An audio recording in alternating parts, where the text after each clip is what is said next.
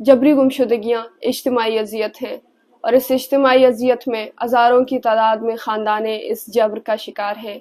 हज़ारों की तादाद में लोगों की ज़िंदगियाँ मुतासिर हो चुकी हैं। मजहबी त्यौहारें हों, ईद जैसे पुरमसरत मौके हों या ज़िंदगी से जुड़े दीगर खुशियों के मौके, जबरी तौर पर गुमशुदा अफराद के लवाहिकीन की ज़िंदगियाँ सड़कों और प्रेस क्लबों के सामने ही गुजर जाती हैं।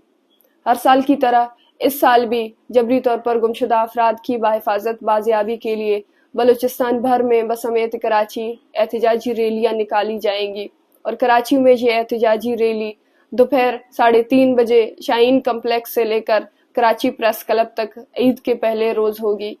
मैं ज़िंदगी के हर शब फ़िक्र के लोगों से दरख्वास्त करना चाहती हूँ कि वो ईद के पहले रोज़ इस होने वाले एहतजाजी रैलियों में शिरकत करके इस दुख और तकलीफ़ के मरहले में जबरी तौर पर गुमशुदा अफराद के लवाहिकीन के साथ खड़े हों और अपनी यकजहती से रियासत को ये पैगाम दें कि जबरी गुमशुदगियाँ हम में से किसी के लिए भी काबिल कबूल नहीं है।